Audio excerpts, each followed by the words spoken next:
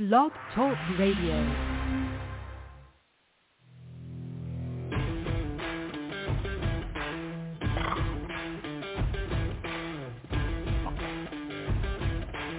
The following broadcast is brought to you by the iGolf Sports Network. Golf Talk Live is sponsored by the iGolf Sports Network and Golf Tips Magazine. Here's Andrew to tell you more about our sponsors. iGolf Sports is a live stream broadcast and media production company providing quality programming designed to attract the golfing enthusiast. And Golf Tips, the game's most in-depth instruction magazine, including reviews on the latest equipment, tips from top teaching professionals, all designed to help you improve from tee to green. Welcome to Golf Talk Live with your host, Ted Odorico. Join Ted each week as he speaks with some of the best in golf. This week's special guest will join us a bit later. But first up is another great discussion on Coach's Corner. So let's introduce tonight's Coach's Corner panel. All right, good evening, everybody, and once again, welcome to Golf Talk Live. I'm your host, Ted Odorico, and we've got a great show for you tonight. One program note, we'll not have a special guest on the second half this week. We're going to have instead a special Coach's Corner panel discussion with two great professionals, and I'm going to introduce them here in just a second.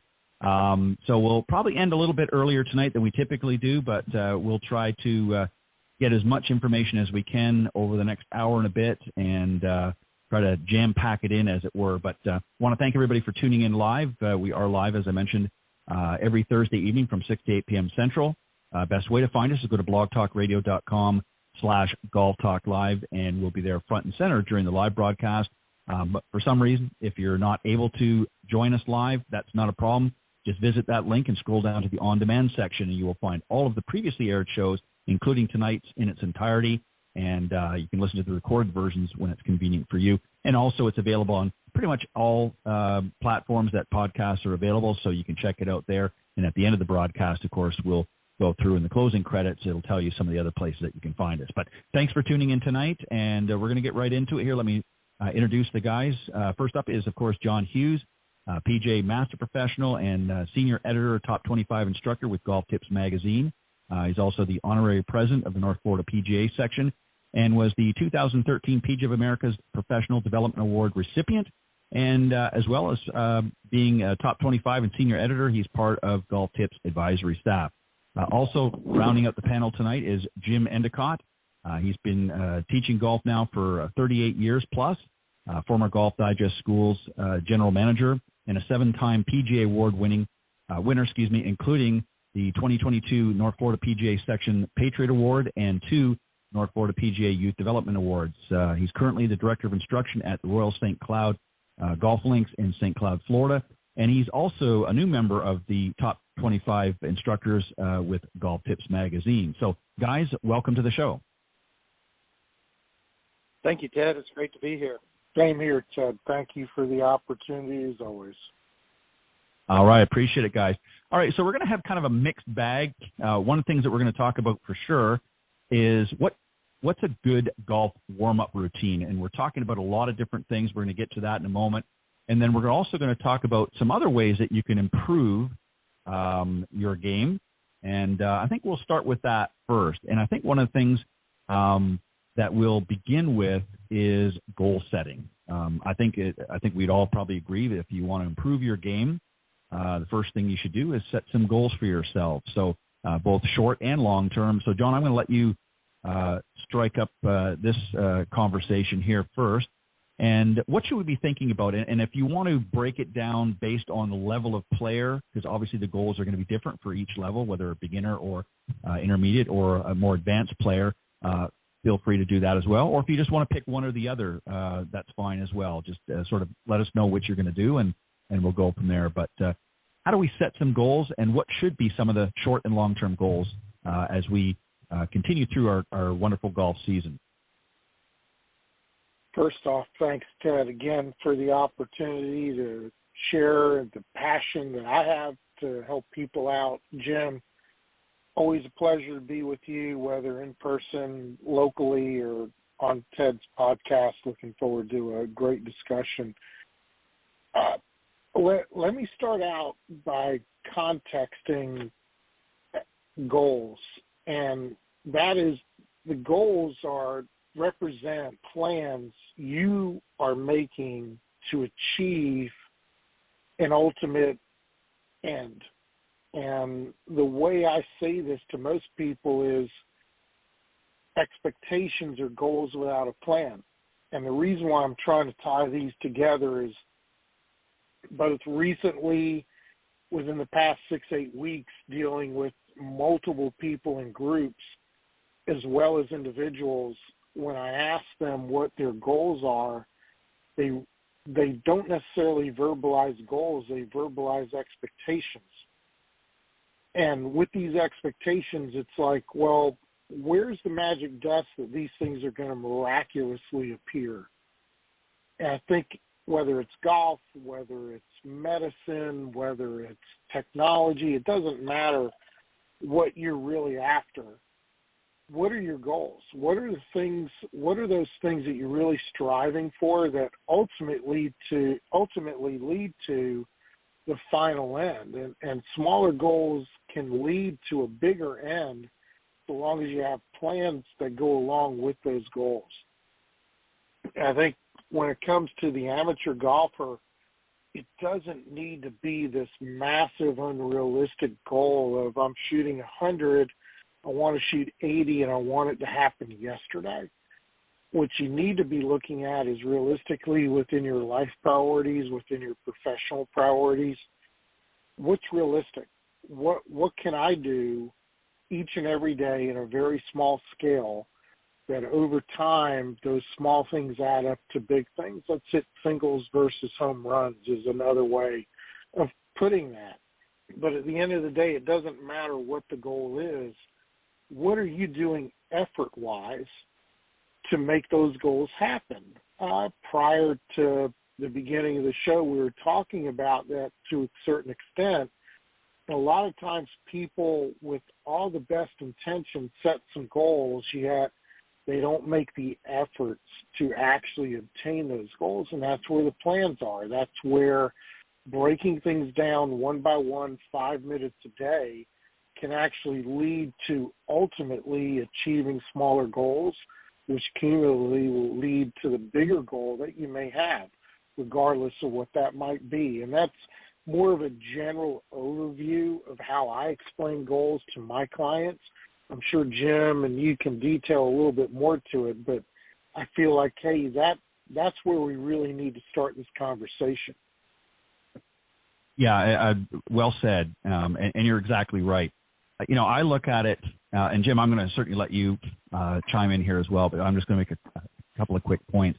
I always look at it this way is, and whatever you want to call it, goals, a plan, first off, you have to have a plan, and you have to be, as you pointed out, John, you have to be realistic in your expectations. A lot of golfers set very high expectations on themselves, and then when they don't achieve them, are very hard on themselves and adds to the frustration. I'm also a firm believer, too, is jot them down. Write down, in whether it be starting off in point form, what some of the part of the plan is going to be, some of the goals that you want, again, short and long term, and then what specifically, dial in a little bit more. And I always think that this is if you're working with a professional, it's time to really get together with them and work out something based on where you're at now and where you'd like to be, realistically, of course, and work that plan together with your professional, and then develop, with a set of goals, and then work through a plan to criteria, and getting to hopefully resolving some of the issues that you may be having. Jim, what are your thoughts on this? And I have another question for you separate from this, but I just want to give you an opportunity if you want to chime in as well. I think John touched on a great point when you start to set out your plan or your goals. You have to look at your life. What's happening in your life? What can you realistically give to achieving a goal? And that can help in establishing a realistic, achievable goal. And then we go back to how are we going to get there? What steps are we going to take? What objectives do we have to meet that will take us on the path to achieving that goal? And I like to look at it as objectives are doing something. You might only have 5 minutes in your day. Have something that you can do that will lead you down the road to your goal. If it's something to do with your golf swing, have a little drill that you can do 10 reps, 5 reps, something. As long as you are doing something to achieve that objective and the next step to that goal. I think a lot of times people set like John said, an unrealistic goal, and then the steps to get there are so cumbersome that it's a daunting task to do it, and you don't even want to do it. So you stay away from it, and then you get frustrated. Oh, I'm not going to ever meet my goal, and then it kind of perpetuates. You don't want to do it. So I think you need to set realistic goals, 1. 2, the objectives to get there need to be small enough that in your life, in the time you have available, you can go and do something to achieve those objectives and then ultimately reach your goal. Yeah, well said as well, Jim. Also, too, I think one thing that, we all, I think, have sort of resonated as well is, in addition to setting the goals and ensuring that they're realistic, is you've got to put them into action. You've got to put that plan into action. And that's what, unfortunately, John, you were sort of alluding to in our conversation before we went live, is, we often, get our students coming and they're talking about things and they're saying, well, I'm not seeing the results, but then we're finding out through discussions that they're not really doing the things that we're asking them to do in order to get that improvement and to reach and attain some of those goals. So it's great to have a plan, it's great to have goals, and it's great to have steps to get there, but you've actually got to do them. You've got to execute them and execute that plan in order to realize. And you know what? Sometimes for some people it may take a little longer to achieve them. It depends on your abilities, but that's okay. As long as you're moving forward and you're moving in a positive direction, you'll get there. But again, that goes into making sure that things are realistic. Jim, I'm going to come back again real quick to you, so take a deep breath. One of the other things, if we want to improve, it starts with a couple of things, not just the swing and everything, but also making sure we're properly fitted. And I know we've talked about this on the past many times on the show about getting fitted. I don't want to really have you go into specific about through the fitting process.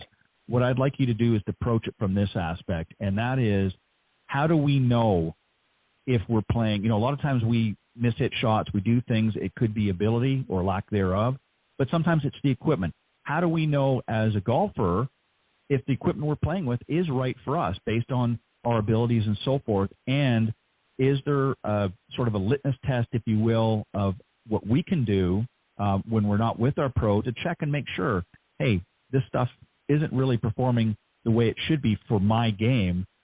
And then obviously the conversation continues with your pro and you get a little bit more dialed in. But let's approach it from that standpoint, is how do we know as a player that the equipment we're playing is right for us? Well, I think we go back to how the ball is performing. And when I talk about the performance of the golf ball, it's not just, is it going far enough or is it going high enough? Is it going straight enough?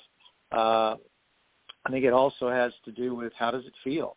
If you're improperly fit with the flex of the shaft, that strike on it may feel like you're hitting it with a lead pipe, and it just flat out wouldn't feel good. And then you would also see that the performance of the golf ball would be off. And that's the point we would want to come back to our golf professional and talk to them. Have them look at it. If they have a launch monitor, let's hit some shots on there. Let's see what information it's telling us as it relates to what your ball's doing. If it's not launching properly, perhaps you have the wrong shaft. If you're looking at your divots and you're seeing that they're toe deep or they're heel deep, then you know that your lie angle's incorrect. And we can look at how the ball is flying in terms of, is it hooking or slicing, be influenced by that lie angle. It can also be influenced by the length of the golf club. in that we can't get the shape of our golf swing correct. If that golf club's too short for someone, that golf club's going to want to travel too up and down. They'll probably hit a lot of shots off the toe. They'll tend to hit them as a right-handed golfer who would curve off to the right. And that'll be a help by having their golf professional look at it.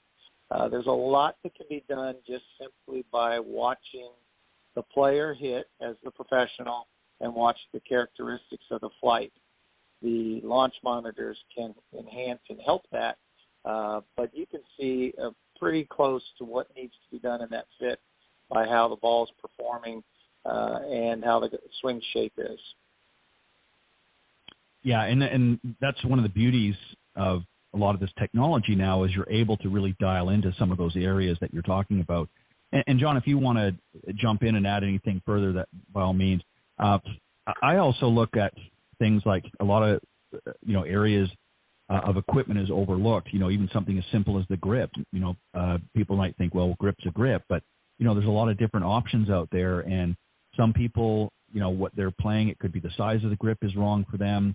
The other thing is the shaft. The shaft, a lot of times people are playing too stiff of a shaft for their abilities. So, John, what are your thoughts here? Anything you want to add to this? Sure. A couple of points. And just to be transparent, I'm an ambassador of Club Champion in Orlando, the former CEO and co-founder, personal friend of mine. But I've also been fitting clubs since 1996. And Jim and I both have a wealth of knowledge with this. And I want to provide this as a vision for people. You are the engine. Imagine yourself as a car. You're the engine. And the club are the tires. That's the wheels and the tires that get you going. There's something in between. That's a transmission. The shaft is the transmission.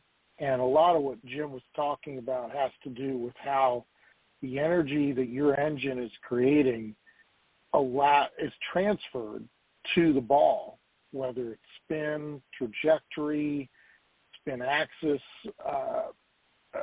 moment of impact, angle of attack. I mean, there's so many variables to that. But when, as you pointed out, when it comes to grip, the most recent example I can give to you is I have a client who's literally gone from 100 to 80 in less than a year, but can't figure out why he can't break 80. And I kept telling him his jumbo grips were getting in the way. He could not release the club correctly. So as much as jumbo grips were providing him a resource to not grip the club so hard, it actually worked dysfunctionally opposite. And he was gripping it too hard and not being able to release the golf club. We experimented a little bit with mid-size, and it actually allowed him not only to release the golf club, he gained 30 yards. And it's a testament to how certain things, just small things, can make a bigger difference as you're going about setting your goals, creating the plans, as Jim said, making the objectives realistic within your life priorities.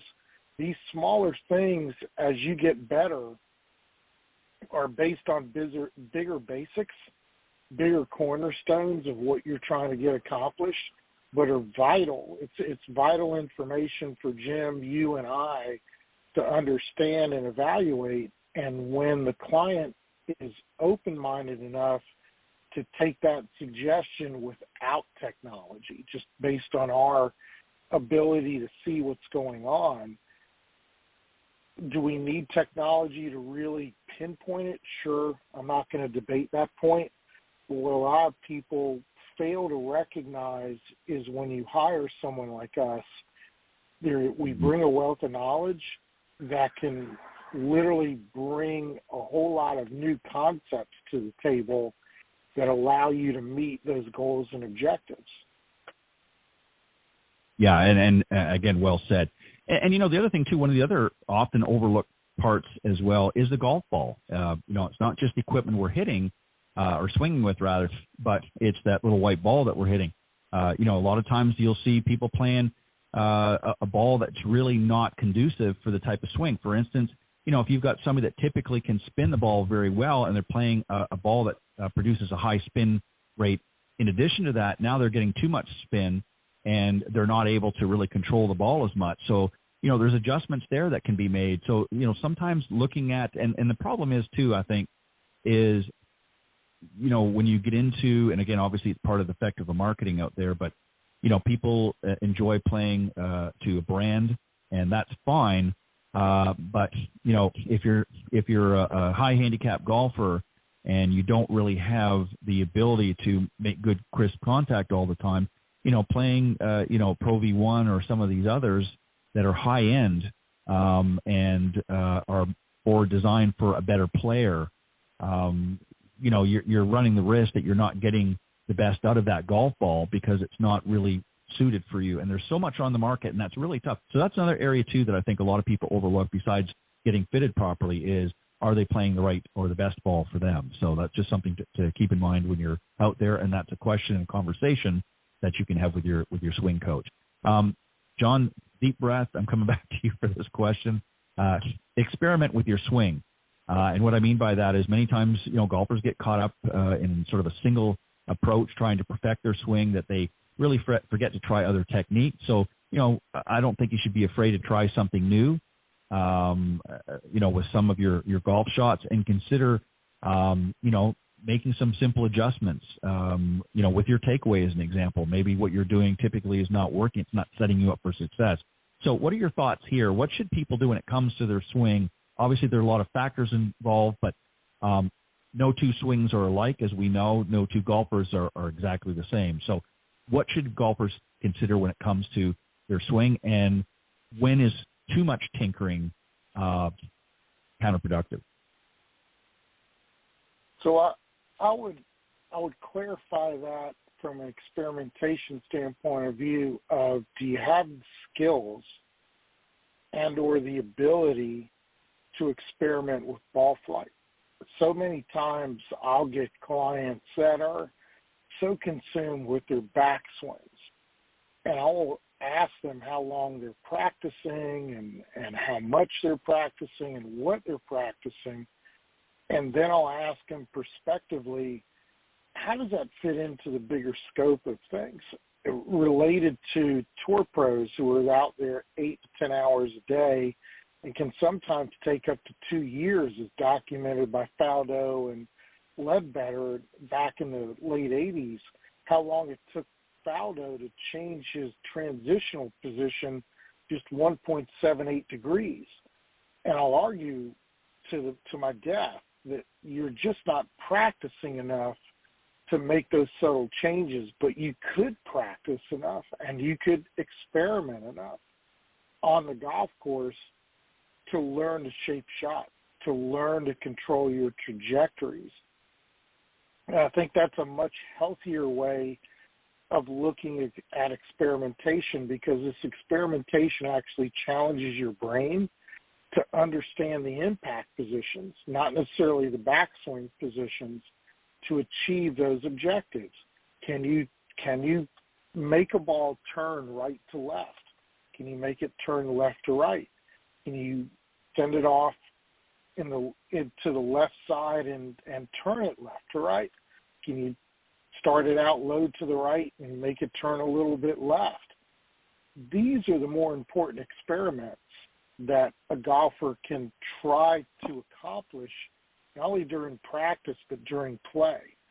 And what that provides is a little bit of confidence and not only skill, but the ability to stand over a golf ball and actually envision yourself creating that shot. And you're never going to be able to envision it and pull it off until you experiment with it. What I see amongst amateur golfers in general is they'll step up to a shot without the necessary tools, what I call the toolbox. And that toolbox you have to fill during the practice time to have someone call out a shot. Let's hit a low left to right, or let's hit a right to lefter that's a little bit higher trajectory wise.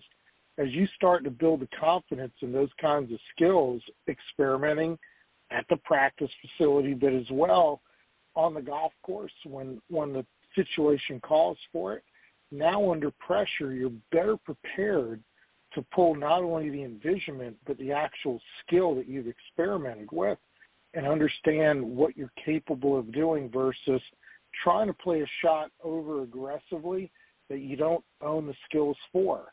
To me, that's the best experimentation that any golfer can go through who's really wanting to achieve another level of success. Yeah, and again, you're exactly right in your analogy. And I think, you raise a really interesting point is, sort of having those different shots and the different abilities. And, I think of somebody like a Tiger Woods who, talked about how he had literally, and probably more at some point, but at any given time with any club, he had 9 shots that he could use. So every time he stepped up to the ball, he had 9 different ways of approaching that shot, which, as you're pointing out, is those were tools in his tool bag. It's not, it's not necessarily just the different clubs, but it's the different abilities to work that ball, whether it's right to left, left to right, and so on. So he was able to, draw from that experience. But again, it falls into practice and working on those things effectively. And, you may not get to that level or have that many in your bag, but if you have, increase the number of options that you have, then the likelihood of success is going to be that much more increased as well. So, Jim, I'm going to move on to the next one, just in keeping with time. And this one here is learning to swing more. And I'm going to preface this a little bit. Ben Hogan once said that the secret is in the dirt. And essentially what he meant by that is pretty simple, is practice, practice, and more practice. And, there's a lot of great drills. I like one. And, if you're on a golf course where, you're not pressed for time, maybe it's late in the day and there's not a lot of people out there, this is a great drill. And I look at this as a drill is the worst ball drill. And this is the scenario where you're hitting 2 balls, but instead of playing the best one, you play the worst one. So you might have a crappy lie with one and you might have a good one for the other one. Play the bad one so it increases the repertoire of what you have to do.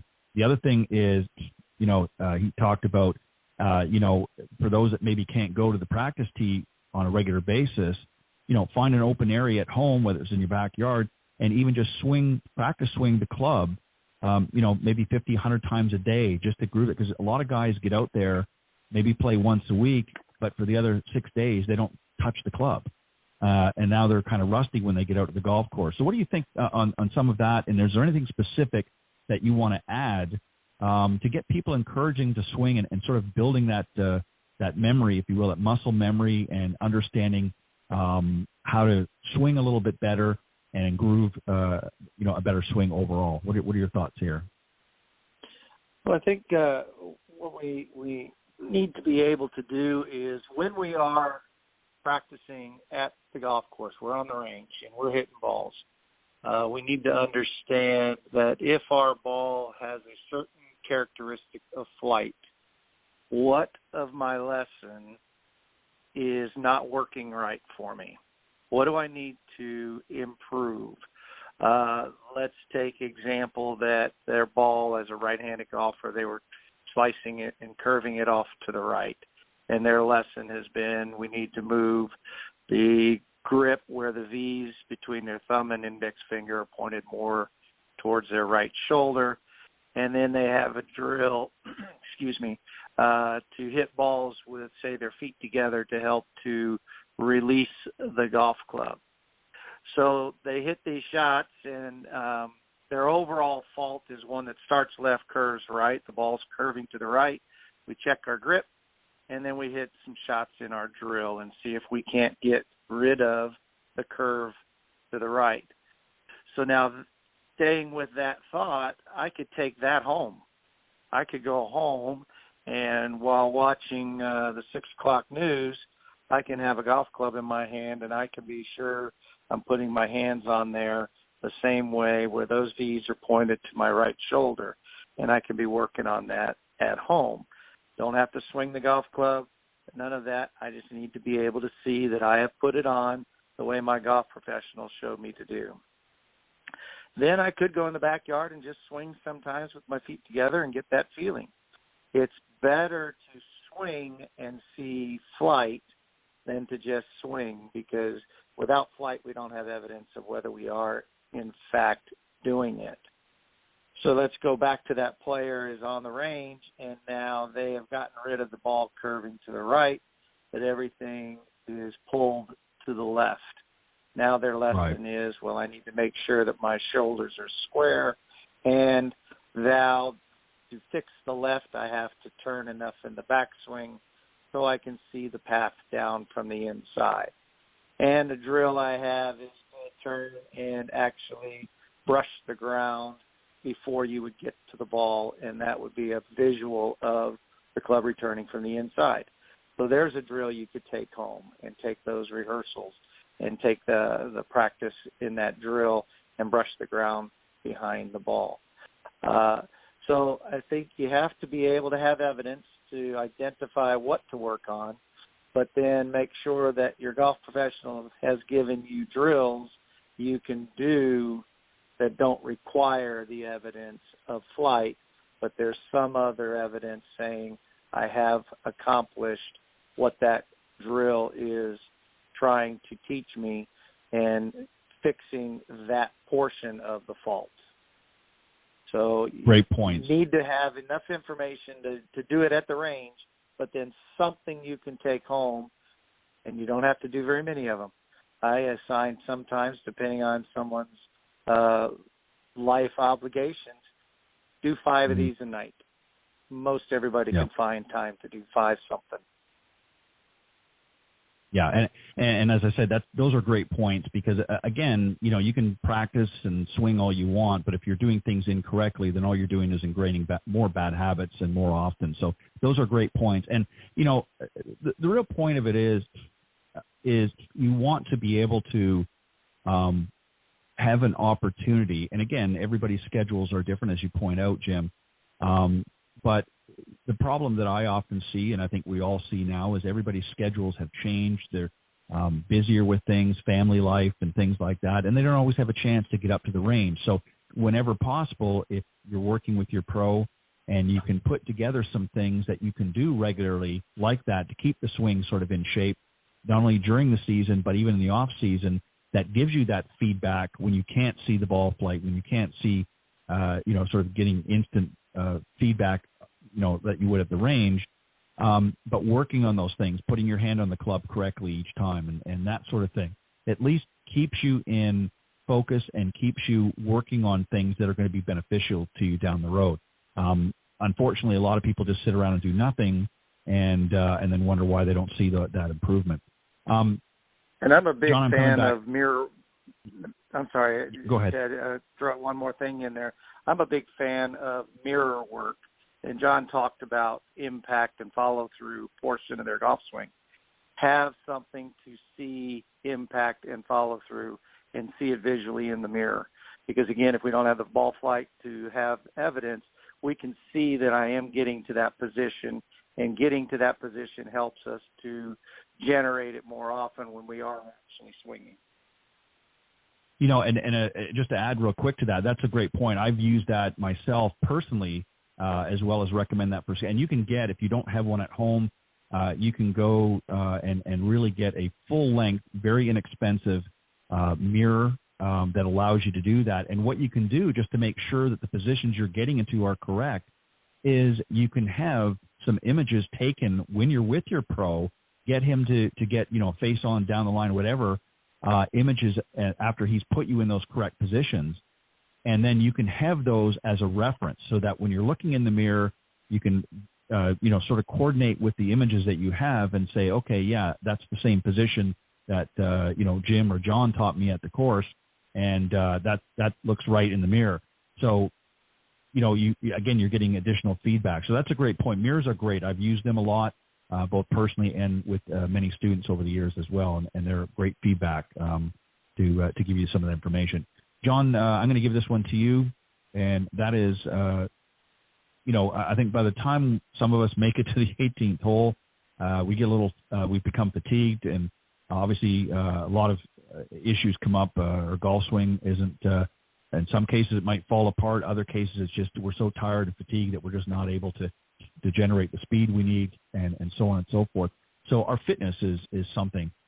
Talk about some things, and again, we don't have to get into a specific program, and I just want to sort of put this disclaimer out here that, anything that we're saying, you obviously want to consult with a fitness professional to make sure if anything specific is given here. I just want to make sure that you've consulted with somebody. We don't want anybody getting out there and getting hurt. So, but John, what are some thoughts here? Because that's a big component as well. It's not just the equipment, and it's not just all about the golf swing. We've got to do some things to make sure we're golf fit and ready to be out there on the golf course. Your thoughts? Absolutely, and the most poignant example happened to me today. I had an 18-hole on-course coaching session with a gentleman who's roughly in his mid-60s, very successful off the golf course, really is taking to golf and is extremely committed to golf. He spent a lot of money, spent a lot of time, but yet his fitness level right around that 13th hole today not necessarily forced him so much as coerced him into making some really poor judgment decisions. Outside of golf, he's fantastic at it, and I've quizzed him multiple times and talked to him about it after the fact today, and it turns out that off the golf course, not only is he extremely detail-oriented, he demands of the people that he surrounds himself with to be as detail-oriented as he is.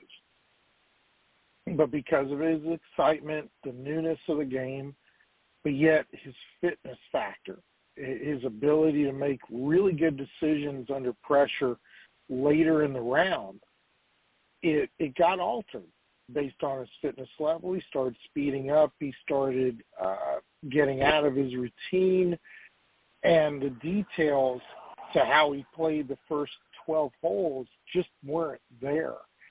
And we discussed that heavily. And it's not, fitness isn't necessarily going to the gym and working out, although, Jim, you and I will probably agree that's one of the elements. The other part of the fitness level is your ability to recognize when fatigue sets in, technique breaks down, and what do I have to do to keep consistent with what I started with. And that is where fitness really plays a big part. I've been very vocal the past 3 or 4 months about an experience I had as a young man. It was a Muhammad Ali, Ken Norton fight where Howard Cosell made the comment that Muhammad Ali was losing his legs. He was losing his legs. And I looked at my father and I said, well, his legs are right there, Dad. How can this guy say he's losing his legs? And my father very, very tactfully said, well, you know what? When you get a little bit tired, the very first thing you notice is that your legs don't move the way they were prior to getting tired. And that's what this announcer was saying. And that has stuck with me for, 54 plus years probably. And I think that's a lesson that we can all learn when it comes to fitness. 2 things. Your decision-making becomes cloudy. It becomes less definitive. And it becomes compromising. While at the same time, your physical fitness, you begin to lose your legs. And athleticism is built from the ground up. It's your feet to your calves, to your knees, to your thighs, to your hips and core, to your obliques and rib cage, to your shoulders, down to the arms. I can keep going that way. But that is truly where athleticism is built. And without proper fitness, and you can build the endurance, you can build that over time, but until you build it up, your fitness level is going to be a contributory, if not a main factor, into how you ultimately will post that final score. Well said. And also, too, one other important aspect that I want to mention is, in conjunction with, some sort of golf fitness routine to give you that. The other part is your energy factors, and it's not just all about the physical part, but it's also about good nutrition and keeping yourself well hydrated. That's another big cause, even for young players. A lot of these young guys get out there and, having a couple of, drinks out along the course, maybe a few beers. And, even I've seen some of them get a little bit weak in the knees as they make the turn. And a lot of that is they get dehydrated. They're not eating anything, or what they are eating is not giving them sufficient energy. It's actually doing the opposite. It's breaking down the sugars. They're getting spiked up and down, and ultimately they don't have the energy to carry on. And then they wonder why, what started off to be a great round, the front nine, suddenly the back nine, it's almost like they didn't play. So nutrition goes hand in hand with that. Yes, you got to keep your muscles in shape, and you got to do, some good stretching and things like that. But you also have to pay attention to what you eat. Nicholas talked about that in Golf My Way in his video that he did many years ago, and he ate some pretty healthy stuff given the time while he was playing. He had some snacks and things that were healthy that helped keep that energy up throughout his round. So those are things that you also have to keep in mind. Jim, I'm going to give you one more final point that we want to cover here, and then we're going to flip the switch and talk about what makes a good golf warm-up routine. There's a lot of areas we want to cover there as well. But this last one here is really, if you want to become a better player, great. You're going into the driving range, you're working on all the things, but you actually have to get out in the golf course. So I always try to encourage anybody. I think it's a no-brainer. I'm sure you have some thoughts and points here, but you need to get out and play more. You need to actually get out and play more. That's what the game is about. It's not just about hitting golf balls on the range or swinging, and gripping and re-gripping at home. It's also about getting out there and actually putting everything into practice. Your thoughts? Oh, yes. There's a balance there between working on the range and playing the game. And I think that balance is person-specific. There are players who improve more rapidly by being on the golf course more.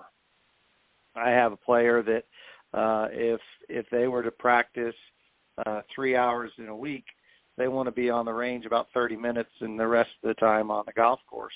There's just not an attention span on the range. And flip that the other way, I've got players who are more 50-50 or even 60% on the range and doing things around the practice green and doing different games and that sort, kind of simulating being on the golf course, but they prefer to do it in the range setting. So there's a balance based on how that player ticks. But I do believe that all too often players have the tendency to do one or the other too much.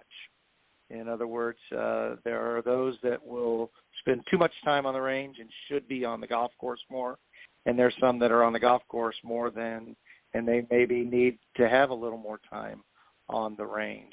And the practice needs to be, like you were saying, go out in the evening, get on the golf course and let's play our worst situation, or let's play two balls and play the best one, or let's go out and go to different situations that seem to be troublesome for us in a round. Perhaps you have a difficult time hitting it if you happen to hit it into the trees, keeping it under the branches and getting it out of that trouble. Go drop 4 or 5 balls in that setting and hit them and see them on the golf course and visualize them doing what you want them to do. So create the situations. Maybe it's not just tee to green 1 through 9 and go home. It's actually working on the golf course. So again, I think it's a balance for the player. It's how do you tick, which place do you need to spend the most of your time, but make sure that you have, going back to what we talked about in the opening of the show, have your objectives, have your goals, have your plan of what you're going to do, have a system to work the plan to get to the objectives accomplished, to get to the goals. Yeah, well, again, well said. And really, you have to ask that all-important question, too, is why? Why are you there? Are you, just want to go out and have a good time once in a while? If you're not really all that serious about your game, whether you're good or not, it's just something you do maybe a couple times a year with some family or friends, then that's a different story. You don't need to maybe be as diligent about some of the things that we're talking about here. But if you're somebody that really, truly wants to improve, then there are certain things that you have to do. And again, it depends on what area. And as you said, Jim, you have to sort of mix it up a little bit and find the right balance for you based on what your objectives and so forth are. All right, we're going to switch gears here, and we're going to talk and get into a different discussion here, and that's what's a good golf warm-up routine. So we all know that the first few holes of golf can sort of set the tone for the rest of the round, whether it's good, bad, or ugly. And I think this is just sort of a general routine that I put. Again, let me preface this that, you can adjust and tailor it to suit your own individual needs. But this is just sort of a guide. And before I turn it over to John for his opening sort of comment, I recommend, and this is a warm-up. This is not a full practice session. This is a warm-up. You're getting ready to play that day. I always recommend you get there a little bit earlier. This is a maximum 30 minutes. Some may not want that much. Some may want to do, again, you adjust it. But I think if you want to go through the gamut, if you do a good 20, certainly 30 minutes, good warm-up before you actually hit the course, you can really get yourself prepared. So, John, the first one I want to talk about, it sort of piggybacks onto the fitness. And this is one I see a lot of guys don't do. I see them out hitting balls and putting and whatever. I don't see them doing any sort of warm-up or stretches. And I recommend at least 2, maybe even 3 minutes. Get your body loose, and there's certain areas that you're trying to really focus on, your hips, your thoracic spine, and obviously your shoulders. That's going to be what's most engaged throughout your golf swing, and that's areas that are going to be susceptible to injury if you're not doing things properly. So give us a thought on sort of warming up stretches and things like that. How much time should they spend? And I know we don't have the visual component here, but maybe if you want to give an example of some stretches that you like to get people ready to get into their practice routine.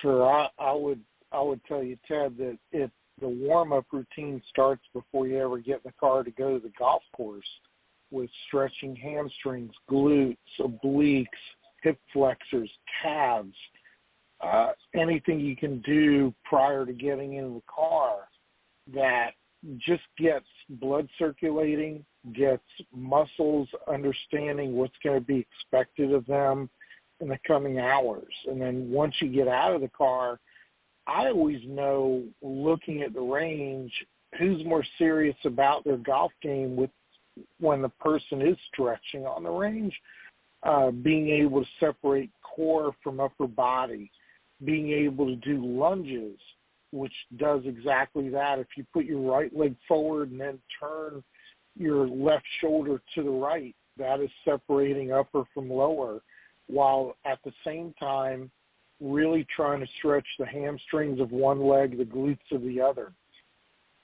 When it comes to putting your legs together, putting your knees locked together, and reaching the ground, that is something I have almost every client, I ask every client to try to do. And without fail, most of them unlock their knees to reach the ground, thinking that's ultimately what I'm trying to see. But if they keep their knees locked, understanding how much flexibility they have in their hamstrings and glutes, which are the ballistic muscles of the golf swing, this is going to dictate to you how much you're going to be able to accomplish that day, whether it comes to straightness, whether it comes to length, whether it comes to both. And I think anything you can do to stretch out those particular sets of muscles, as well as the radial rotation of your forearms. So many times I see people try to steer shots, and they do that by either blocking the ball or over-rotating their wrists. And when you understand it's the radial rotation of your left forearm for the right-hander, right forearm for the left-hander, that actually creates the release of the golf club. Steering it has more to do with where you put the leading edge, the release of the golf club. What you're looking for to release the energy through the ball has more to do with your forearm or the front arm, as well as rotation of the shoulder socket. Any of those things that you can do to just provide some relief, not necessarily flexibility, but relief from what you do on an everyday basis, is going to go a long way to allowing you to be free of injury, allowing you some freedom of movement, but also freedom of knowing all I've got to do is strike the ball. All I've got to do is turn through the ball and allow this sequence of motion to work on its own. I don't have to manipulate it. The stretching beforehand goes a long, long way towards that ultimate end. Yeah, and it's so important. And again, you know, what I like to do, and I try to recommend this to students, I agree with you. I think you need to, you know, certainly do some warm-up stretches and that before you even get in the car and you head to the course.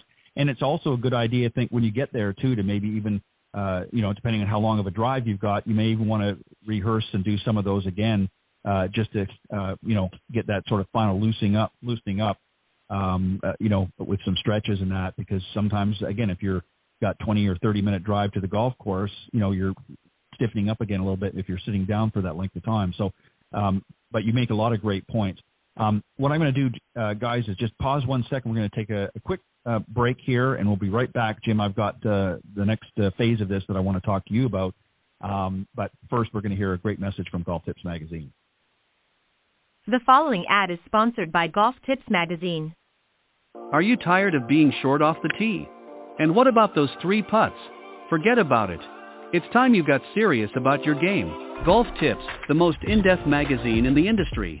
For over 30 years, Golf Tips has delivered expert content such as the latest golf instruction from America's top pros, simple to follow practice and game improvement drills, fitness and mental game tips, equipment, training aids, accessory and apparel reviews, golf destinations and travel tips for every budget, and so much more. Don't miss a single issue. Go to golftipsmag.com and subscribe today. All right, welcome back, everybody. And joining me, of course, this evening for a special Coaches Corner panel is none other than PGA professional John Hughes and Jim Endicott, both members, if you will, of the top 25 with Golf Tips Magazine. And we're here talking about what's a good golf warm-up routine. And we just talked with John, have him talk a little bit about some warm-up and stretches and that before we get out there. Jim, I'm going to come to you.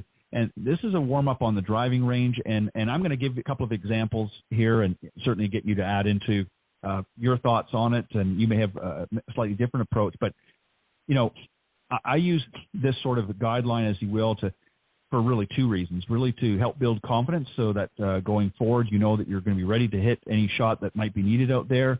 And it also is designed to help you sort of get dialed into thinking about distance control and accuracy. So obviously you sometimes maybe rarely hit your targets, but this is going to help get you prepped for aiming when you get out on the golf course. And so what I like to do is I like to get them to warm up for about 15 minutes doing the following. Maybe hitting, start them with the pitching wedge. Some might want to start with the sand wedge. That's fine too, but I like to start with the pitching wedge. Get them to hit about 5 balls, no target, just getting warm and with your pitching swing. Then I like to move into another 5 balls, same club with the pitching. This time I'm going to get them to aim at the 100-yard sign or certainly might be a flag that's out there and just sort of aim at a specific target with those swings. Then I'm going to dial them into their 8-iron. This time I'm going to increase the distance to 150 and get them to hit or aim at that particular target. They may not reach it, but it gives them a whole new target. And I'm going to move down through the clubs a little bit more. The last 2 I'm going to end with here, and then Jim, I'm going to get you to talk about this, is, you know, if they're using a 3-wood or even a 5-wood, obviously you want to keep that accuracy. So what I try to get them to do is to visualize roughly about a 15-yard gap and try to aim through that gap just for more accuracy. The same thing with the driver. Again, maybe 3, 4 to 5 balls each. And then the last thing I want to do is to get them to practice their first tee shot. So if they've been to that course before and they know they'll hit anywhere from 1 to 3 attempts, visualizing out in the range what that first tee shot is going to look like. Again, maybe using that 15 or even a 20-yard gap and sort of help dial in on their aiming. What are your thoughts here? I think this has been, I've found it to be very effective with some of my students. You may have a different approach, but I'm interested in your thoughts on what we've just talked about. I love what you've just said there as it relates to the full swing. I like to, once we've gotten beyond the stretching portion of our arrival, is I like to have my players go to the practice green first. And the reason I do that, we've been driving in the car, we're not at the golf course yet, and let's go to the practice green and hit, let's say 6 putts, 3 in one direction, and the length of the putt is some 40 feet.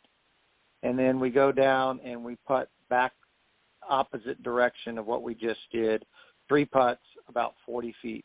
And the reason I have them that long, 1, we don't have an expectation of making it. 2, we're just kind of getting a feel of what the green is. And 3, and the most important part of this is I want to be at the golf course now. I don't want to be in the car. I don't want to be thinking about that phone call I had on the way in from work or whatever. I want to arrive to the golf course. Then I like to do just very much what you described in terms of the full swing.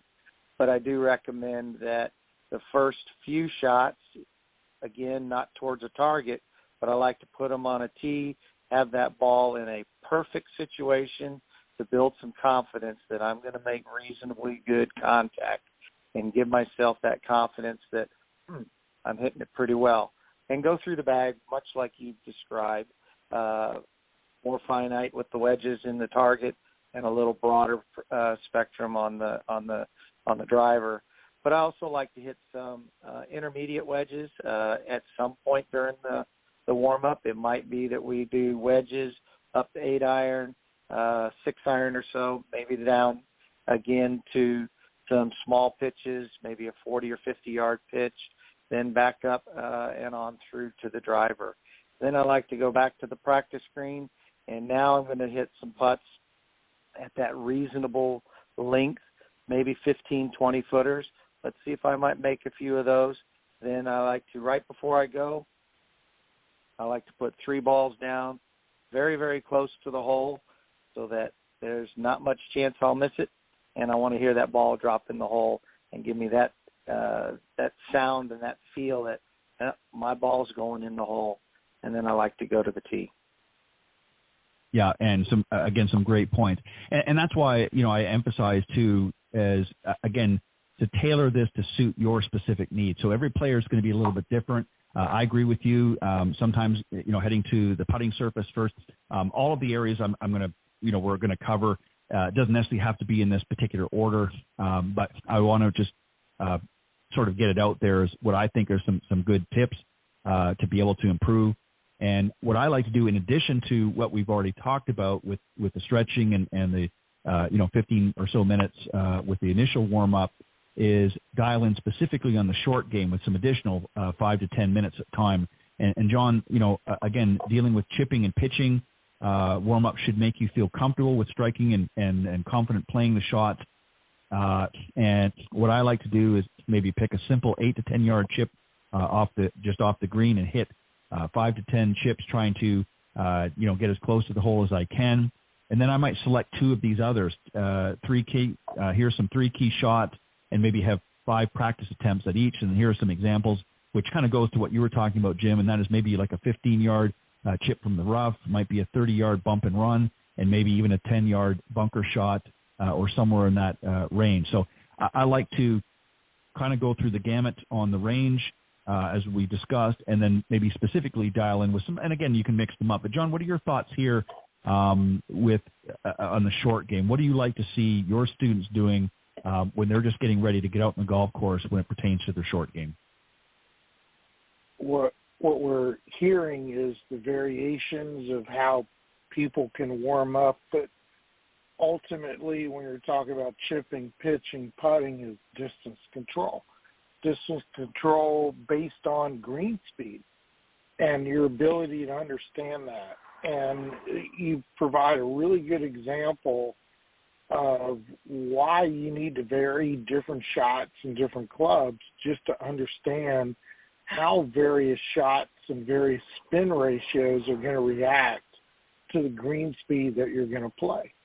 And it's not necessarily the mechanics of warming up so much as the results of your warm-up, or what will the green do when certain speeds of swing create ball spins or ball speeds that are going to react a certain way on the greens when I'm trying to bump and run versus trying to throw the ball up in the air. With those variations that you spoke about, how does the ball react on the green, and how does the green speed vary how I'm going to adjust my landing areas, or what clubs I should pick from various distances, or for that matter, what clubs to a certain spot on the green should I be picking based on how the ball is going to react to the green speeds. It's not, like I said, it is somewhat mechanical. It is somewhat merging as far as what you're doing, but it's also about what can you consistently do and know you do, and how does the ball react? And based on the reaction, how will you make adjustments in your plan to play the golf course during your warm-up that will effectively allow you to score your best? Well said, John. You're exactly right. And, really you hit it right on the head. And it isn't really so much about the mechanics. When you're warming up, you're not trying to think of making sure everything's, your arm's in the right place, the swing is exact, and the grip is exact. I mean, certainly you want to pay attention to those things, but really what you're doing is trying to ascertain, okay, what's the ball doing for me today? When I'm swinging my full shots, what's happening, and making sure that you're preparing as best you can. If you start breaking it down and overthinking the process when you're getting ready to hit out in the golf course, that's a recipe, in my opinion, for disaster. So I think you guys raised some great points. You have to differentiate that. When you're in a full practice session with your coach or teacher professional, that's a different story. You can work on those things. But when you're getting ready to warm up, it's really about finding out what's the ball going to do today under different conditions and circumstances. And certainly the swing is important, but you don't want to start tinkering with that ahead of time. And just to cap off with the putting aspect of that, I agree with what both of you said. Really what I think you're trying to get to for you golfers out there is really two areas. One is obviously building confidence in your putting, but understanding the pace of the greens that particular day. If it's, kind of damp in the morning and that, they're going to run a little bit slower. If they're dried out, it's going to be quicker. So you want to get an idea of the speed and pace of the greens in that particular day. And there's a variety of different things that you can do. I like what Jim said, is sort of starting off with some longer putts, sort of getting that feel, and then ending up with some really short putts that you're likely 99.9% you're going to knock those in and listen to that ball dropping into the hole. That sound is nothing more exciting than that in golf, is hearing that ball drop in the hole, especially if it's for a birdie or an eagle or what have you, or just maybe saving par. So putting warm-up, that's just some guidelines. Again, maybe 5 to 10 minutes is a good idea. And Jim, this one here that I want to tackle as well, no golf game is immune from this, and that is the mental side of things. This is commonly missed out. So golf mental warm-up, if you will, can be just 2 to 3 minutes, maybe 5 minutes, depending on, again, your abilities and what you want to do. But again, this is an important part. One of the things that I like to do is to get them to sort of avoid standing on that first tee and just suddenly thinking of to yourself, what am I trying to do again? We've all sort of been there. You get sort of brain fog. So I like to have them think of maybe some key swing thoughts or focus on something specific. So it might be a smooth takeaway, what have you, as they've gone through their pre-shot routine, then sort of have that one key swing thought, and not really get too bogged down with all of the mechanics and so forth. Give us your thoughts on that. as we mentally prepare to step up on that first tee? What do we need to do? Well, I think that goes back to the warm-up session on the range. At some point after we got the blood flowing and we've seen some balls fly and we're going through the different clubs in the bag, I like to, at that point, start into my routine and truly go through the same exact routine that I would go through on the golf course from the point of selecting the club. And so I would pick a target out there in the range, and I love to be able to pick a target as high in the sky as I can and very specific when I'm looking at my aim point there. And I start to visualize it. When I go through the process of hitting a shot on the golf course, I start visualizing it when I stand behind the ball. I visualize it as I take a rehearsal swing. I visualize it as I get over the ball and maybe I've waggled and I've looked at that target again. Again, that target's very high in the sky until I get very close to the green. And I'm seeing my ball on the range do what I want it to do, so that then when I get to the golf course or I'm on that first tee, I'm doing the same thing. And if you're playing a golf course that you're familiar with, some of your visualization and planning and mental preparedness can happen in the car coming to the golf course. You can think about that first hole. I've got an idea of I'm going to hit it at this target, and that's where I like to hit it each and every time. And then I have to maybe massage that slightly based on wind direction, and as you said, the weather may have some effect to it, cold versus hot. But I've already kind of visualized what that ball is going to do and stay very away from mechanics in the warm-up process and the routine on the golf course. And it's so easy on the golf course when we hit an indifferent shot to come back to, oh, well, was my grip right? Or did I align myself correct? Or was my left arm doing the correct thing here, or my shoulders? No, stay playing golf. You've built a golf swing that works on the golf course. You need to stay playing golf, see your target, visualize your ball going there, and make your plan of how you're going to hit it that far at that target. And if it goes indifferent, fine, get out of that trouble in one hit, and then go and stay in the target. Don't go back to mechanics on the golf course. Yeah, and that's a fantastic point because, again, unfortunately, as I think the three of us can attest to, with teaching, with many students, that's a very common thing for them to do is to start, analyzing the swing and breaking it down. What did I do right? What did I do wrong? When you're done, when you step off the 18th green and you're heading to, to have maybe a cocktail with your friends and laugh and joke about what you just did, and just enjoy the moment. It's okay to jot down a few notes on your scorecard or on what have you, and then sort of do a self-analysis, not at that point, but maybe later on that evening or maybe even the next day, to make note of some of the issues that you recognize. But don't, as you pointed out, Jim, don't start, dialing into all that when you're there to play with whatever you've got, whatever game you've got that day. And there's a time and a place to work on some of those issues that may creep up during that round. But the golf course is not the place to do it unless it's in a playing lesson of some sort. But great points, guys, and I think that kind of wraps up. And as I said, if you add up all the minutes that I did, and again, you adjust it accordingly, and I always suggest that you work with your pro to develop a great warm-up routine, whatever is good for your game. Everybody's different, as I said. I think you're going to be successful, and just stick with it. Work through it. Make adjustments along the way if you need to. If it's not working for you, go back to your pro and say, let's see if we can tinker around with this to get something that's going to be a little bit more beneficial and it's going to get me really ready when I step out on that golf course. Great discussion. We're going to continue in a little different direction. John, I talked to you about this, and Jim, I'd like you to stick around too if you're welcome to do that. John, I'd like to give you an opportunity. You've just come back to Orlando from an extended stay up at Macklemore Golf Club up in the foothills of Georgia, a great facility, and I visited there as well, but you were there for a different reason. Why don't you get the conversation going, telling us a little bit about what you've been doing up there and then we're going to dial into some specific things. And then, Jim, I'd like to get your thoughts on some of this as well. Sure. First off, thanks on behalf of Macklemore, Dwayne Horton, Charlie Reimer, Conley Clemens, Doug Moore, Ryan Emerson.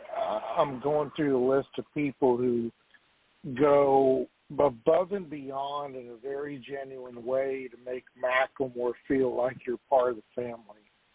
And the 6 weeks, almost 6 weeks I spent up there, I was up there doing a lot of different golf schools, a lot of different variations of golf schools, whether it was individual, small groups, large groups, that met with a lot of success. And the long-term aspect for me is to be more present there. But I think the underlying message to the listening public to your podcast is there's a lot of unsung, underrated facilities across the country, such as Macklemore, that offer such a great value from a membership standpoint of view, as well as let me go visit. Let me hit that bucket list place that no one's ever heard of, yet the magazines, the publications, the various rating services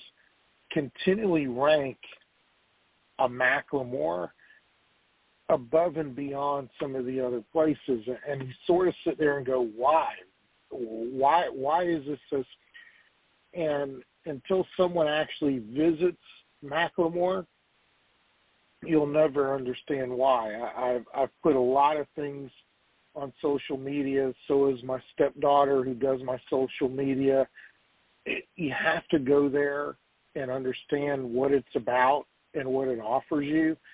And in particular, Macklemore, from a variation of elevation, from a variation of side hill, uphill, downhill, from a variation of, hey, I'm going to play a canyon design versus a highlands design versus a parkland design just on their highlands course.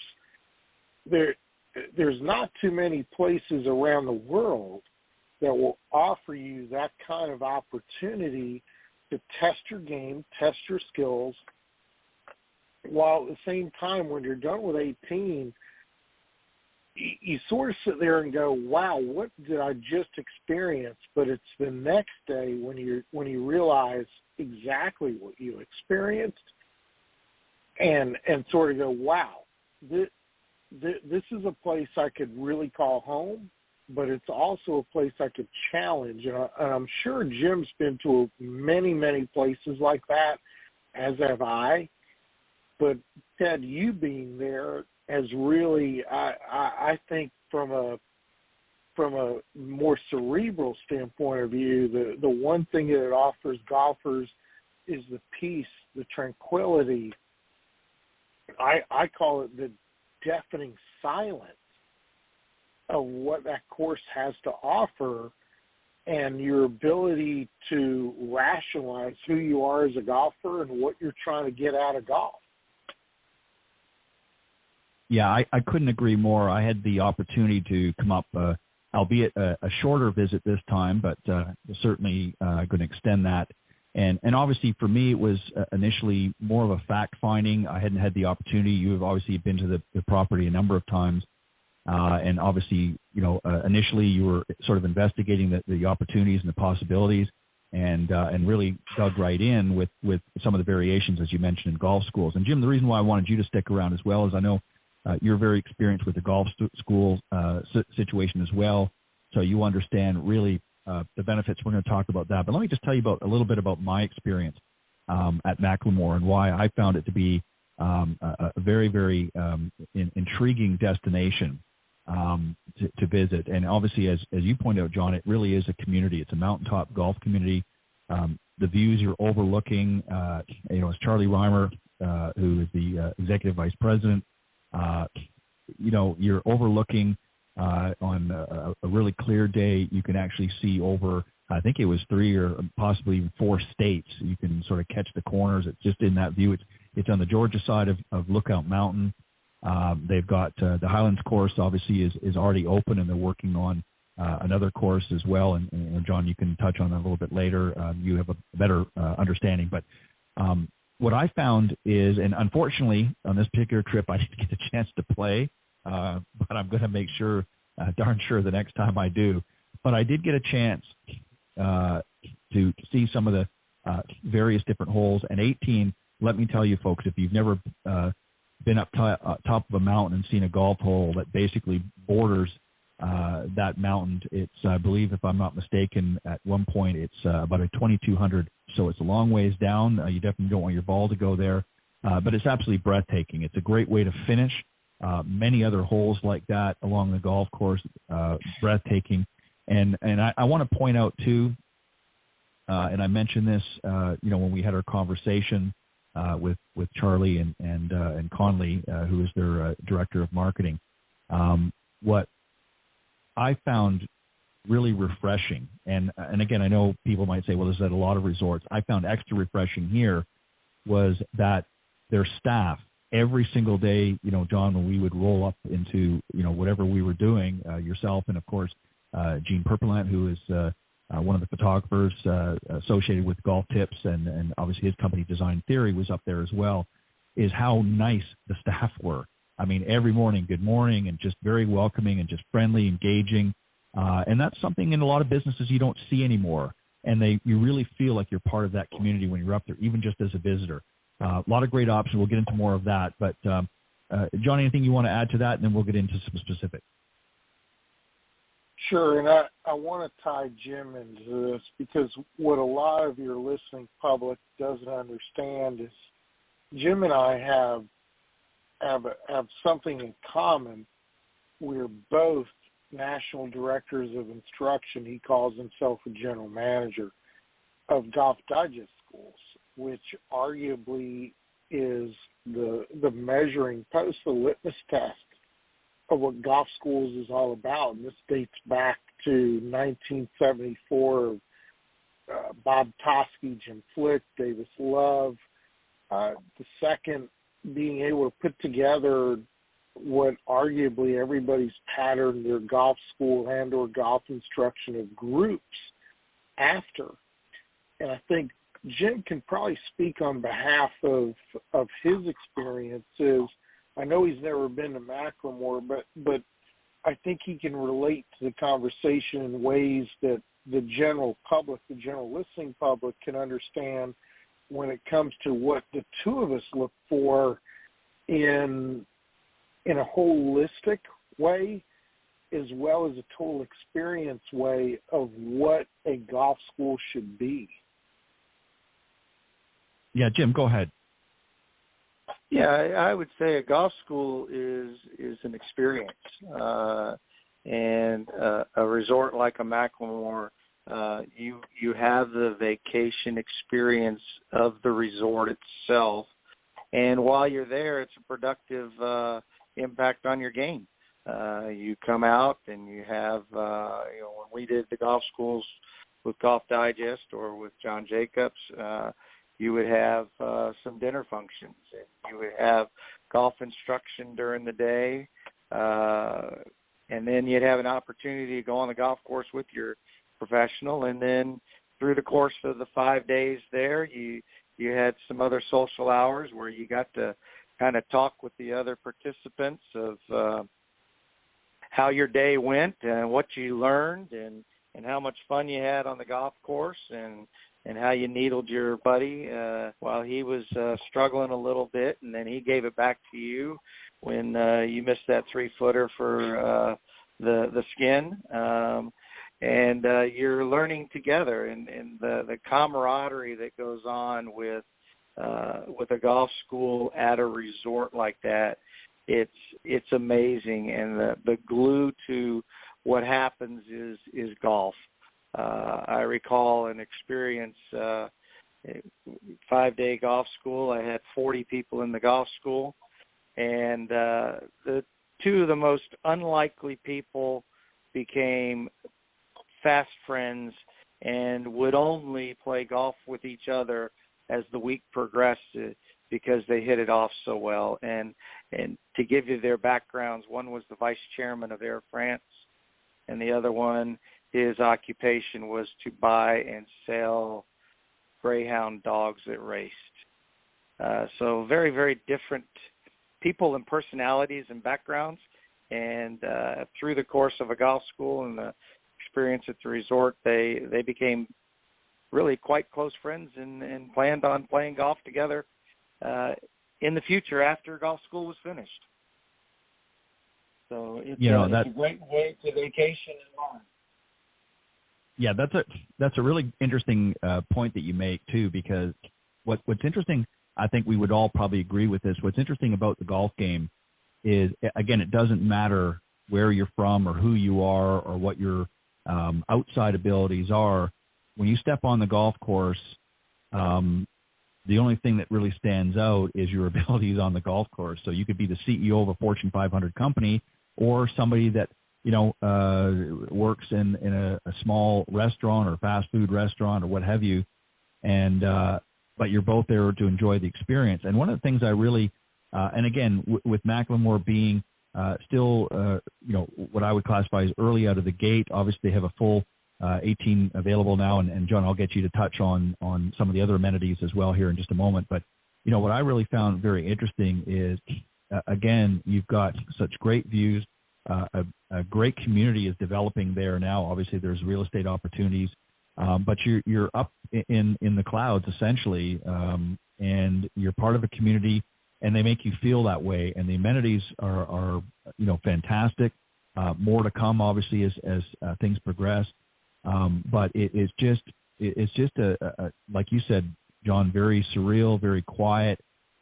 Having a good time and just, working together. And I like, with the golf schools, as Jim pointed out, it's a great way to sort of build up some camaraderie amongst those that have a common interest.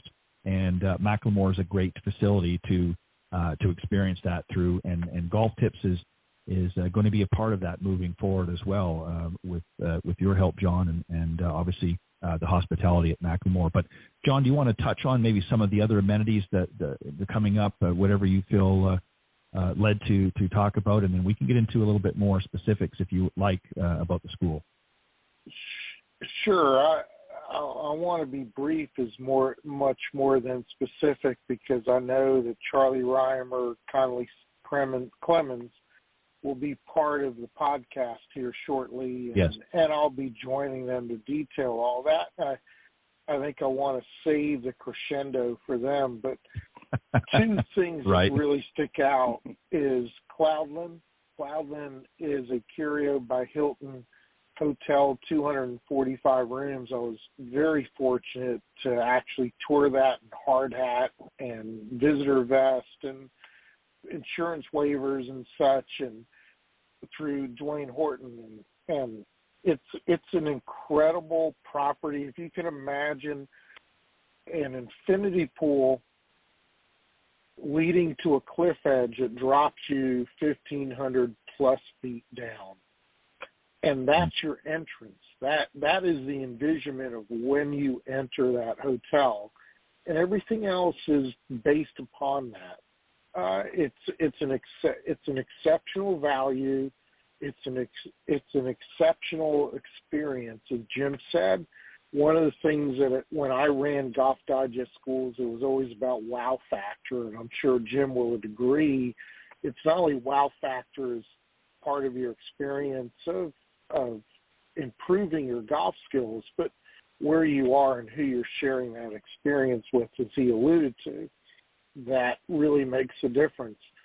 And then the second big thing is the Outpost. I was very fortunate Monday night to sit with Mr. Horton, his landscape architect, his roofer, and I'll get into that very quickly, and as well as his director of agronomy, the superintendent of the new course called the Outpost, to understand the detail that some of these resort facilities go to not only attract you, but to appeal to you. And I think that's two different words with two different definitions. The roofer in particular, Ted had the opportunity to share some dinner with me and Gene, and Ted, I'm not sure if you're aware, but if the listeners were to go online and look at the Craig, spelled CREAG, and realize that is one piece roof, just one piece. And one person got on top of that and hammered the curvature to that roof. Wow. And I didn't realize that until the dinner Monday night. And the person who did the hammering was sitting next to me having dinner, and as the story was being told, he just sort of looked at me and very humbly said, "You know what, that's just me. That's just who I am and what I'm about." And in a lot of ways, what people have to understand related to their golf game, the metaphor is, who are you? And who are you about related to your golf game? And I think that one particular location brings that out in people. There's probably many locations across the world that can bring that out of you. But I think as golfers, as coaches, you, me, and Jim included, we're always after what's best for our golfers. And in my case, I've got Florida, so does Jim. But the absolute compliment is the deafening silence, the serenity of what you experience up on top of that mountain that's really going to be appealing worldwide for years to come. Yeah, and just to sort of get, and again, you're exactly right. We're not going to get into too much detail because we want to save that for Charlie and Conley when they come on the show. And as some of you may recall, we were all scheduled last week, and unfortunately the weather didn't cooperate, and we had to literally cancel almost last minute. So regrettably, we weren't able to bring them on and have that conversation. And we'll get into much more detail about Macklemore and some of the upcoming things going on in more detail. And I know both Charlie and Conley will be excited to talk about that. And we'll be excited to share in that as well. We're gonna work to get that rescheduled as quickly as possible. We're just trying to coordinate everybody's time and whatnot, but we'll get that here before too long. But I like it. What was interesting to me was you hit it right on the head, John. Is it was really deafeningly quiet. And driving through the some of the community and heading to over by the pro shop and over where you had set up for the golf school, it was just a very relaxing and hearing people talk. That was a nice thing, is you could sort of stop, and as you introduced me to a number of different individuals involved with at Macklemore, besides some of the principals. Is they were very engaging, not just friendly, but very engaging and excited to tell you about some of the things going on, which is nice. It kind of gives you a little better flavor. And again, I couldn't do it justice to describe the views, but it's just amazing. And if you go to the Macklemore, and it's like MCLEMORE.com. You can see that for yourself, and I'll give that again at the end of the show. But there's some great video footage of what it actually looks like, the holes and some of the other things going on. But definitely want to take a look at that. But John, I don't want to, as I said, we don't want to get into too much more, but maybe we could sort of, if you want to wrap up and talk about the schools just a little bit more, what's coming up and what we're, sort of gearing towards, whatever you feel appropriate. And then, Jim, if you want to add any final points as far as schools, what people should be looking for in a golf school. Sure. I'm going to defer to Jim right away because he and I have shared this conversation in the past. What comprises a great golf school, regardless of where you're going? Because, again, we share a lot of common background, but we've had this conversation off air numerous times, and I just like for Jim to sort of put his 2 cents in here and into his experience as to what really comprises, makes up, and completes a great golf school for any golfer? Well, I would say the critical ingredient is that the golf instruction is on point. That's why they're there. They're there to learn.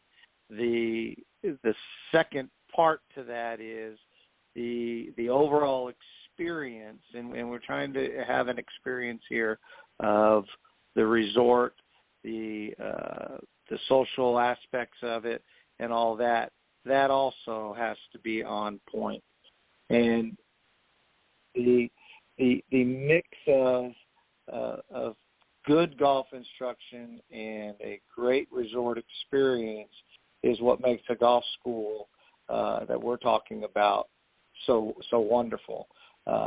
You're going to relax, enjoy a great resort, but you're going to improve something that you're passionate about.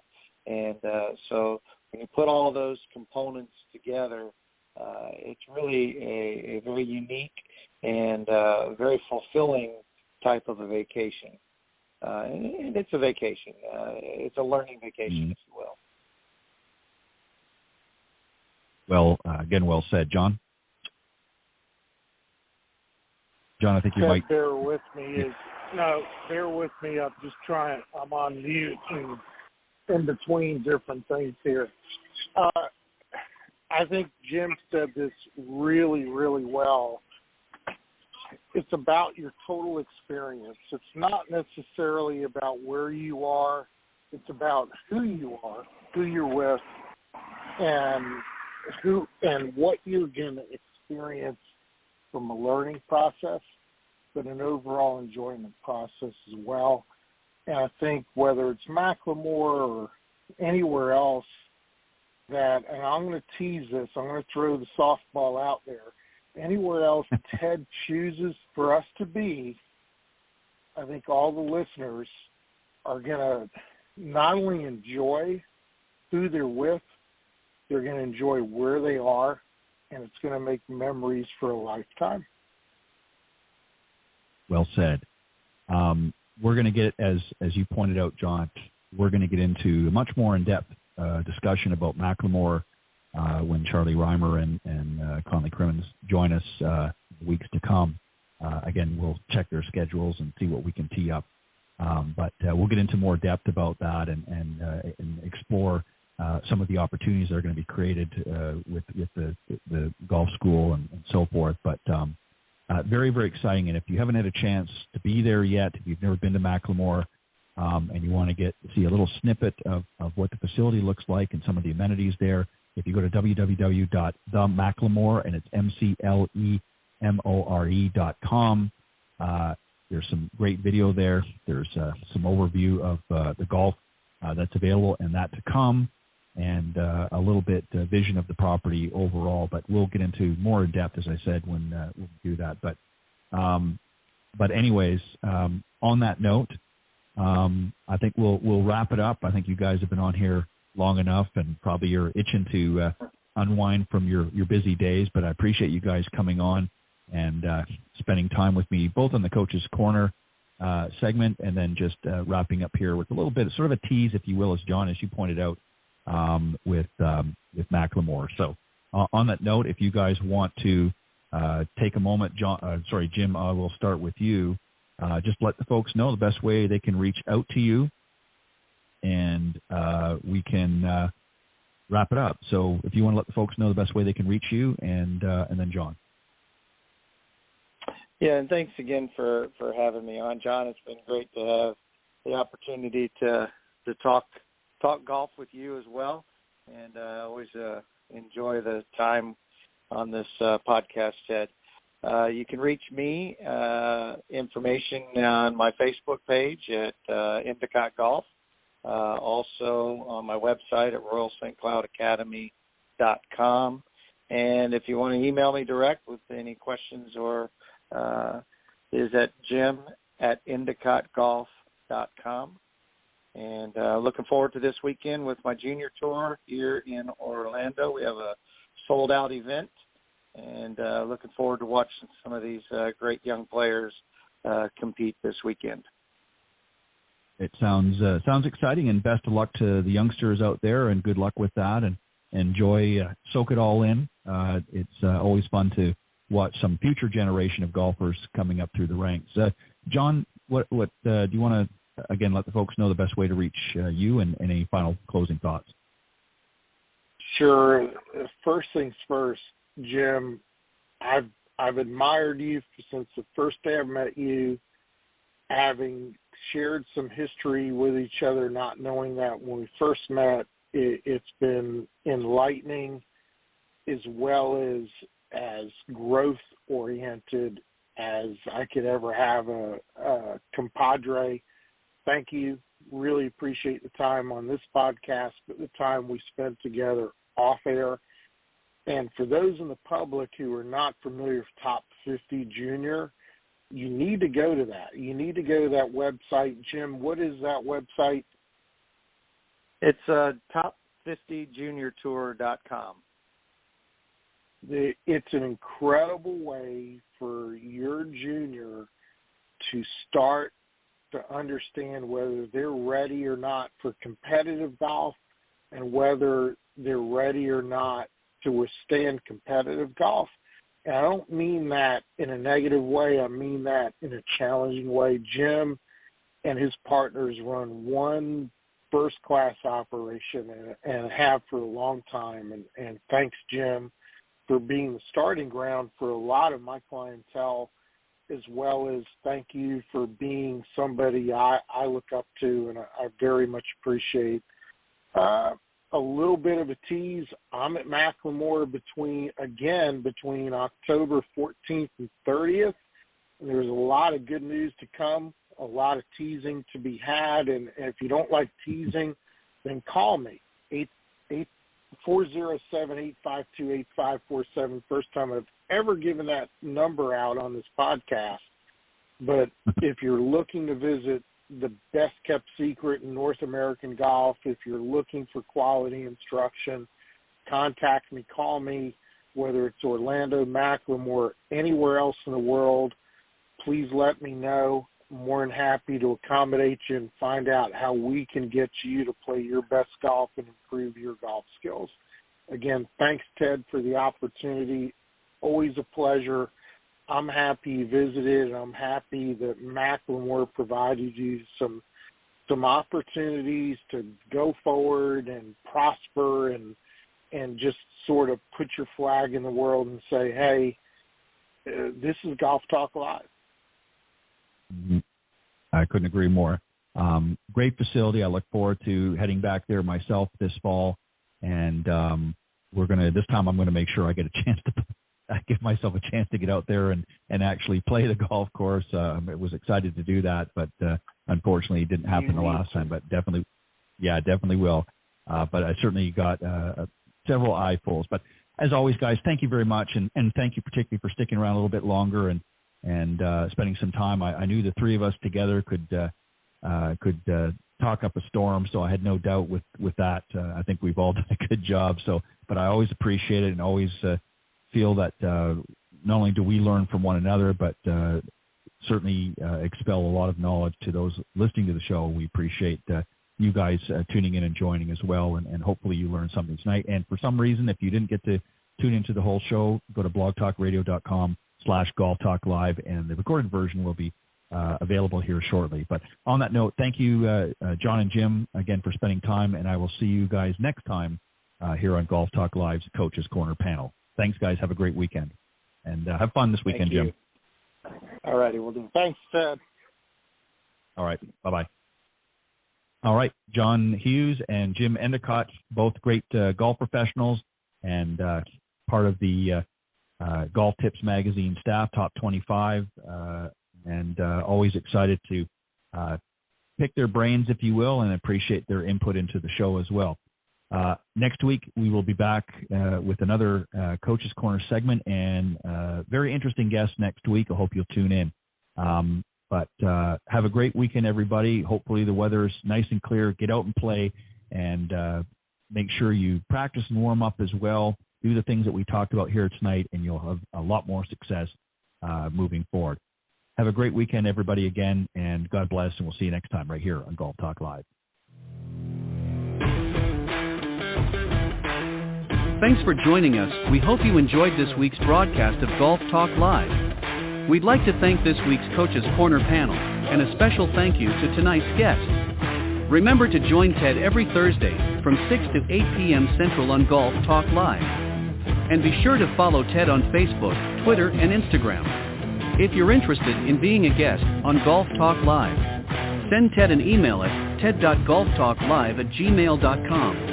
This has been a production of the iGolf Sports Network.